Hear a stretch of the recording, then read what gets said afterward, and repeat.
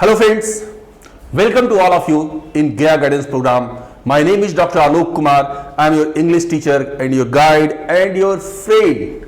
तो दोस्तों चलिए आज एक टॉपिक, एक चैप्टर को पढ़ते, एक पोएम को जिसका नाम है विलेज सॉन्ग। तो उससे पहले मैं कुछ कहना चाहूंगा आपको गया गाइडेंस प्रोग्राम के बारे में। ये एक ऐसा प्रोग्राम है जो ऑनलाइन डिजिटल प्लेटफॉर्म है जिसमें हम लोग 12th, 11th, 12th and 9th के बच्चों के लिए जो सब्जेक्ट टॉपिक्स है उन सबको लेकर के हम लोग आए हैं। तो दोस्तों मैं आप सभी से रिक्वेस्ट करता हूं कि इससे ज्यादा से ज्यादा जुड़ें और इसका लाभ उठाएं, और जब सभी लोगों को, अपने जो दोस्त हैं, अपने परिवार, सभी लोगों के साथ शेयर करें ताकि और भी लोगों को ज्यादा से ज्यादा लाभ मिल सके। तो दोस्तों चलिए शुरू करते हैं आज का इंग्लिश टॉपिक और द पोएम जिसका नाम है Village Song, written by Sarojini Naidu. दोस्तों जैसे ही हम बात करते हैं विलेज सॉन्ग की, तो हमारे गांव में पता है इतने कल्चरली हम लोग स्ट्रांग हैं और सॉन्ग से इतने रिलेटेड है कि हर चीज में गीत होती है। चाहे अगर हम बीज बोते हैं तो गीत होती है, फसल काटते हैं तो गीत होती है, फसल काटने के बाद भी खुशी मनाते हैं तो गीत होती है। और दोस्तों आपको पता नहीं है कि बहुत सारे लोग जब पुराने जमाने में लोग एक दूसरे से अपने मैके में या कहीं मिलने आते थे तो वो भी गीत गा के रो रो कर करके कहते थे कि हम मिलने आए हैं। तो हमारे कल्चर में, हमारे एग्रीकल्चर लाइफ में, हमारे जो गांव के लोग जुड़े हुए हैं ना, उसमें संगीत और गीत का बहुत बड़ा महत्व है दोस्तों। और मैं आपको बताऊं, अभी जो इन्होंने लिखा है सरोजनी नायडू को, आपने नाम सुना होगा, इनको नाइटिंगेल ऑफ इंडिया कहा जाता है। Friends sometimes it happens in our mind, we are confuse why कि नाइटिंगेल ऑफ इंडिया। तो लता मंगेशकर को स्वर कोकिला कहते हैं, भारत कोकिला सरोजनी नायडू को बोलते हैं। और क्यों बोलते हैं इसके पीछे कुछ रीजन है जिस पर अभी हम लोग चर्चा करेंगे। तो दोस्तों इस विलेज सॉन्ग नाम पोएम से हम शुरू करेंगे। उससे पहले हम लोग सरोजनी नायडू के बारे में कुछ चर्चा करते हैं। दोस्तों सरोजनी नायडू का जब नाम आता है तो ये एक इतना बड़ा नाम है दोस्तों कि इनके बारे में जितना बोला जाए उतना ही कम है, क्योंकि what she contributed for the country, for the society, for the women, ये जितना भी कहेंगे ना, जितना भी लिखा जाए वो उनके लिए कम है। Just see here, she was born on 1879 and died on 1950, and in somewhere I have seen that she died in 1949, but as we know that she died on 1950, she is called the Nightingale of India. Nightingale of India means what? वो एक ऐसी कवित्री थी, इतना अच्छा लिखती थी women empowerment के बारे में, कल्चरली जो इंडियन कल्चर है उसके बारे में इतने अच्छे से इन्होंने बताया है। That's why she is called the Nightingale of India. She was a poet, a nationalist, a fighter for women's right and national builder. कितनी सारे सोचिए इनकी खासियत थी कि वो कवित्री थी, नेशनलिस्ट थी, फाइटर थी, वो जो खास करके जो हमारे यहाँ जो महिलाएं हैं उनके अधिकारों की रक्षा के लिए, और सबसे बड़ी बात कि वो नेशन बिल्डर थी। हमारे देश के निर्माण में इनका बहुत बड़ा सहयोग रहा है। और इसमें देखिए उनके कुछ फेमस वर्क्स हैं, the golden threshold, the bird of time and the broken wing. तो ये सारे इनके बहुत ही फेमस ये वर्क्स हैं। और मैं आपको बताऊं दोस्तों, इनको इंडिया में नहीं पूरे वर्ल्ड में इनके राइटिंग स्किल के कारण, इनके राइम्स के कारण, इसके पोएम्स के कारण की इतनी फेमस इनकी प्रसिद्धि मिली है ना कि अमेरिकन न्यूज़पेपर में भी इनके बारे में कहा कि इनके जैसा कोई नहीं है, कोई ऐसा इंडियन नहीं जिसने इंग्लिश लैंग्वेज को इतने अच्छे से एडॉप्ट करके इसको एलिब्रेट किया। तो this was the special features of Sarojini Naidu. दोस्तों आप सोच सकते हो कि हम लोग जब कुछ लिखते हैं, पढ़ते हैं, जब बहुत ज्यादा जब मैच्योर हो जाते हैं तो, but you can see here she started her literary career at the age of 12। सोच सकते हो आप कि 12 साल की उम्र में इन्होंने लिखना शुरू कर दिया। And she gain recognition with her play Maher Muneer as a young child. जब वो छोटी बच्ची थी तभी उनको एक बहुत प्रसिद्धि मिली थी उनके राइटिंग के लिए, नाटक के लिए, माहिर मुनीर के लिए। और दोस्तों देखिए यहाँ पे she wrote a 1300 long line poem.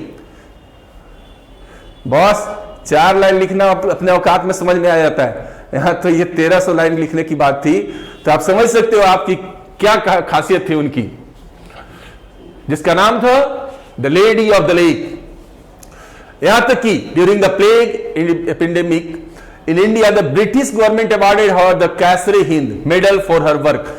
जानते हैं इनको कैसरे हिंद मिला था, इन्होंने जो उस समय प्लेग आया था ना, जब सब लोग पूरा का पूरा सब छोड़ के भाग रहे थे, ये लोगों की सेवा कर रही थी।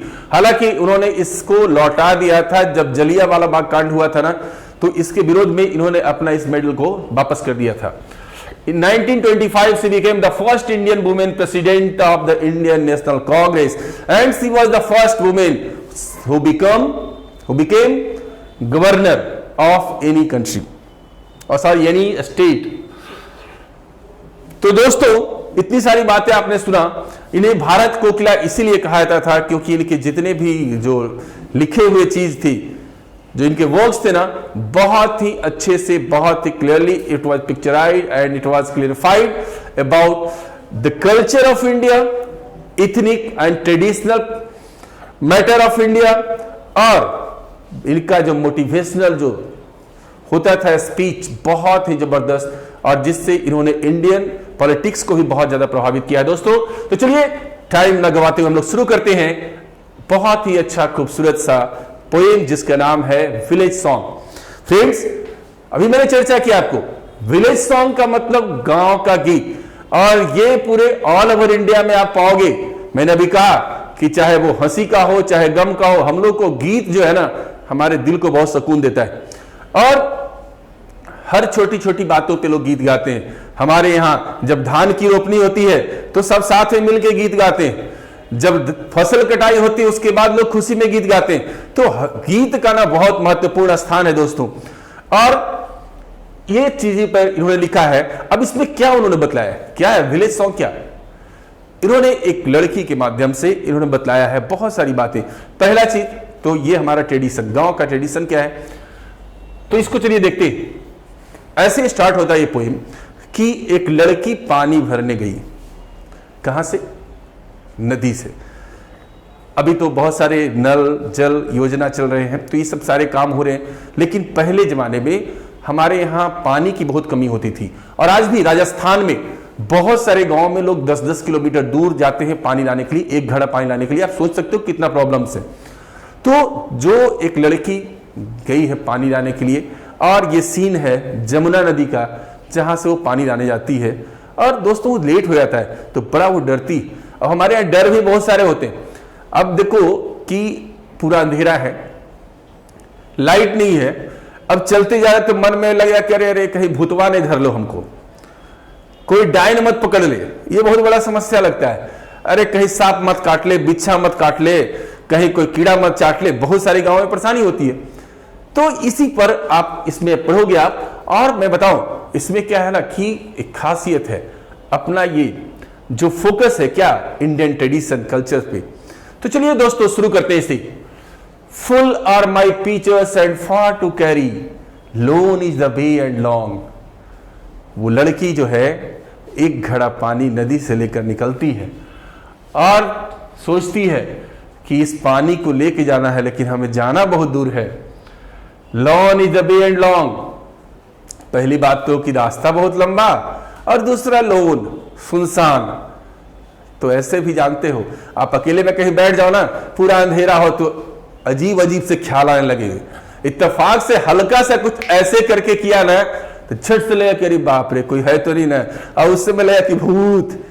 इत्तेफाक से भूत वूत होता नहीं है, अंधेरा दिखाई पड़ता है। दिखाई के अंधेरा में दिखाई ही नहीं पड़ता है, बट फील करते हैं अंधेरा में क्या करेगी, इसीलिए अंधेरे से बहुत डर लगता है। पक्की बात है ना। तो ये कहती है अकेले सुनसान और इतना लंबा रास्ता, उस पे पानी घड़ा भर के ले जाना, बाप रे बाप बहुत कष्ट है। भाई ओ भाई वाज आई टेम्पटेड टू टेरी, हम लोग बड़ा ग्रामीण भाषा में बोलते हैं गे मैया, तो कह रहे काहे हमेशा किए, क्यों किए। I tempted to tarry lured by the boatsman song, काहे के लिए हमको लालच आ गया, काहे हम लुभा गए, किस में लुभा गए थे। एक्चुअल में हुआ क्या ना, उस नदी में एक नाविक जो था बहुत ही अच्छा खूबसूरत सा गाना गा रहा था। अब इस गाने को ये सुनने के लिए रुक गई, हो गया अंधेरा। अब तो अंधेरा हो गया, तब गांव वाली बात है ना, शहर वाली बात तो है ना कि चलो फट से इन्वर्टर जला दो, एकदम लाइट हो गया झकाझक, या जनरेटर मारो पूरा लाइट हो गया। वहां तो भैया इसका व्यवस्था नहीं होता है। कहती है काहे के लिए उस नाविक के चक्कर में फंस गया, उसके गाने सुने के चक्कर में, अब वो लोग कि और थोड़ा सुन लेते हो गया अंधेरा, अब जाए तो जाए कैसे, बड़ा समस्या। Swiftly the shadows of night are falling, here oh here, अभी मैंने बोला था मैया गे मैया, दैया दैया दैया रे, वो एक गाना था ना ऐसा कुछ, दैया दैया रे, हम लोग के ट्रेडिशन में ऐसे बोलते हैं, ग्रामीण भाषा में ऐसे बोलते हैं। Here oh here is a white crane calling, is the wild owl's cry। अब हुआ क्या कि देखिए रात गिर रही है, मतलब धीरे धीरे अंधेरा हो गया। अब अंधेरा हो गया तो अचानक से किसी पक्षी की आवाज सुनाई पड़ता है। अब इसको लगता है अरे मां क्या बोला, सॉरी,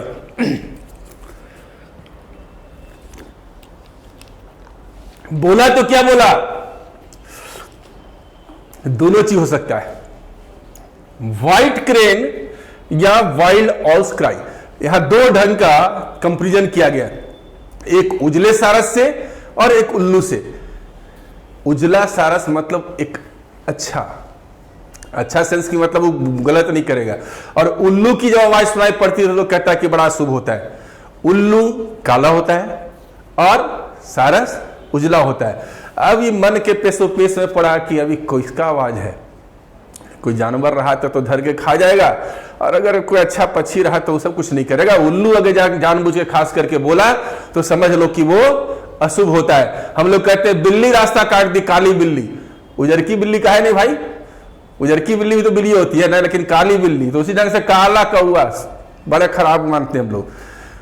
काला उल्लू कर, अभी बोली किसका ही समझ में नहीं आ रहा है कि उजला सारस बोला या वो उल्लू की आवाज थी, लेकिन किसी की आवाज तो थी जिसको सुन के इसको धक धक धक धक करने लगा।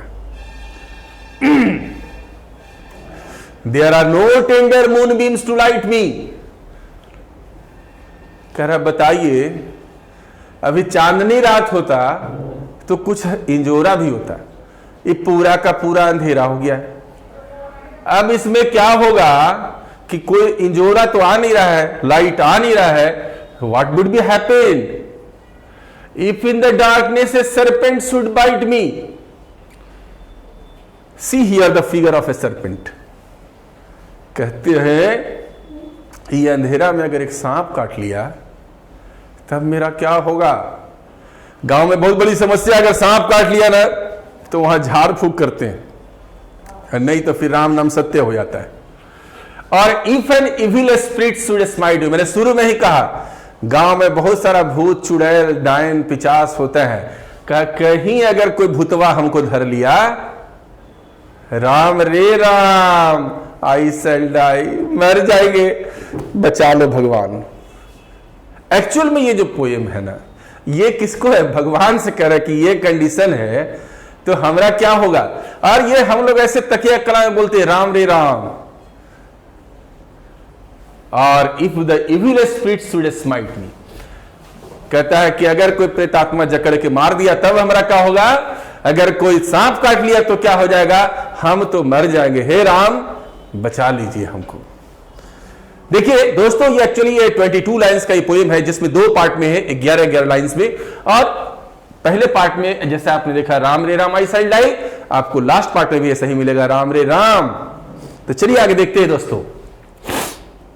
अब ये सोचती है कि हमारे घर में मां बहन भाई पिताजी सब लोग होते हैं हमारे घर में, और जैसे कि अभी हम घर से गायब हो जाते हैं ना, तो अभी तो मोबाइल है, कहा जी कहां हो, तो अभी चौक पे नाश्ता कर रहे हैं भैया, जहां फोन उन कुछ नहीं है, अब गई है पानी लाने, रात हो गया है, तो घर में तो टेंशन में आ जाएंगे सब लोग।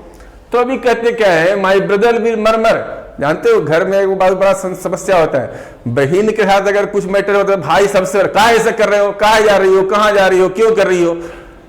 कहता है माई ब्रदर धीरे धीरे जरूर बड़बड़ा रहा होगा, क्या व्हाई डज शी लिंगर, कहां चली गई बिना मतलब का, क्या करिए समझ में नहीं आता उसको।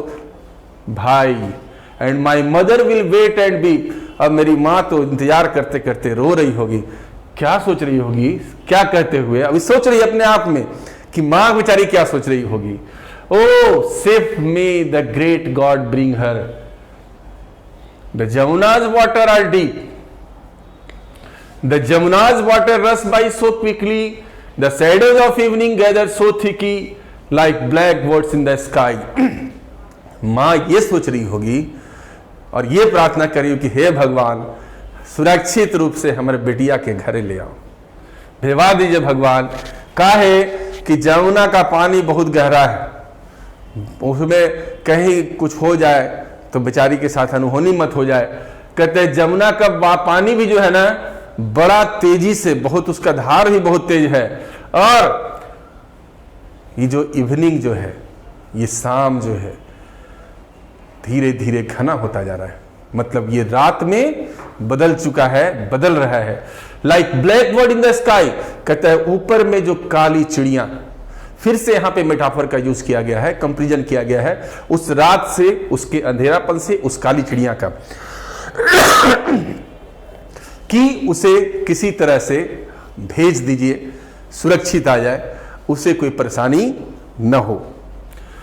फ्रेंड्स इसमें सभी के नीचे आपको वर्ड्स लिख के उसका मीनिंग लिखा हुआ है ताकि आप उसको पढ़ने में भी आसानी हो। और फ्रेंड्स जहां भी आपको दिक्कत हो, any problem, you can write in description, you can ask any question and the answer will be given soon. ओ अभी तो इतना ही बात हुआ, सांप काट लेगा, कहा था चुड़ैल आ जाएगा। कहता इफ द स्ट्रॉन्ग ब्रेक्स, अब इसको डर लग रहा है, रात है कहीं पानी उनी पड़ गया, आंधी आ गया, व्हाट विल बिटाइड मी, कह रहा है कि अब अगर कहीं अगर आंधी उंधी चलने लगा तो हम कहां छिपेंगे भैया, कहां रहेंगे हम, कहां जाएंगे। Safe from the lightning where shall I hide me, and if lightning happens, lightning means what, जब बिजली कड़कती है तो जानते हैं ये भी बड़ा डरावना होता है। कहता है बिजली कड़केगी तो हम छुपेंगे कहां, यहां तो कोई घरों द्वार नजर नहीं आता है। ऐसे ही है पूरा एकदम बियावान सुनसान, unless thou secure my footstep and guide me, Ram रे राम आई सेड डाई। कहते हैं कि जब तक आप भगवान हमारी सहायता नहीं करेंगे हम नहीं जा पाएंगे, कृपया मेरी रक्षा कीजिए, मेरा निर्देशन कीजिए, नहीं तो हे भगवान हम मर जाएंगे। पोएम बॉस यहीं पे खत्म होता है, मिलते हैं अगले क्लास में, तब तक के लिए सी यू सून।